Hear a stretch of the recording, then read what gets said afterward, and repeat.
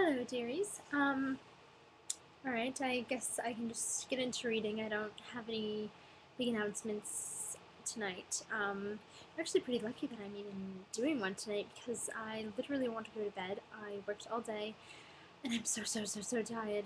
But I want to read something new because I want to get in as much reading as I can before I don't even have time to breathe.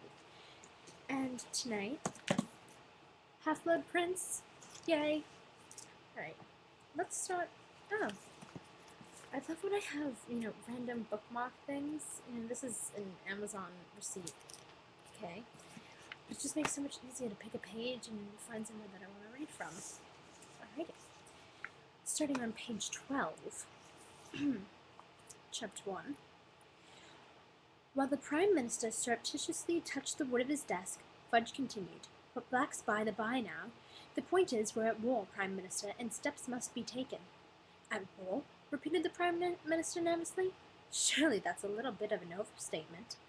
He who must not be named has now been joined by those of his followers who broke out of Azkaban in January, said Fudge, speaking more and more rapidly and twirling his bowler so fast that it was a lime-green blur.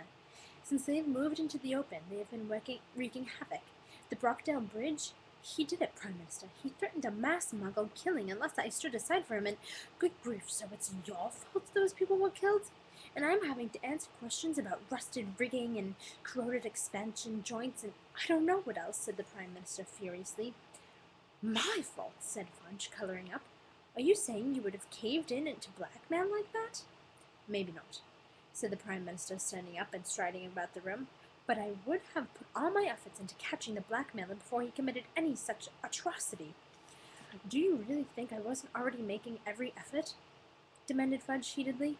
Every Auror in the Ministry was and is trying to find him and round up his followers, but we happen to be talking about one of the most powerful wizards of all time, a wizard who has eluded capture for almost 3 decades. So I suppose you're going to tell me he caused the hurricane in the West Country too, said the Prime Minister, his temper rising with every pace he took. It was infuriating to discover the reason for all these terrible disasters and not to be able to tell the public, almost worse than it being the government's fault after all. That was no hurricane, said Fudge miserably. Excuse me, barked the Prime Minister, now positively stamping up and down. Trees uprooted, roofs ripped off, lampposts bent, horrible injuries. It was the Death Eaters, said Fudge, he who must not be named's followers, and we suspect giant involvement. The Prime Minister stopped in his tracks as though he had hit an invisible wall. What involvement? Fudge grimaced. He used giants last time. When he wanted to go for the grand effect, he said, the Office of Misinformation has been working around the clock. We've had teams of obliviators out trying to modify the memories of all the muggles who saw what really happened. We've got most of the Department for the Regulation and Control of Magical Creatures running around Somerset, but we can't find the giant. It's been a disaster. You don't say, said the Prime Minister furiously. I won't deny that morale is pretty low at the Ministry, said Fudge, what with all that, and then losing Amelia Bones. Losing who? Amelia Bones, head of the Department of Magical Law Enforcement. We think he who must not be named may have murdered her in person, because she was a very gifted witch, and all the evidence was that she put up a real fight. Fudge cleared his throat and, with an effort, it seemed, stopped spinning his bowler hat. But that murder was in the newspapers, said the Prime Minister, momentarily diverted from his anger. All newspapers. Amelia Bones, it just said she was a middle-aged woman who lived alone. It was a nasty killing, wasn't it? It's had rather a lot of publicity. The police are baffled, you see. Fudge sighed. Well, of course they are, he said. Killed in a room that was locked from the inside, wasn't she? We, on the other hand, know exactly who did it. Not that gets us any further toward catching him.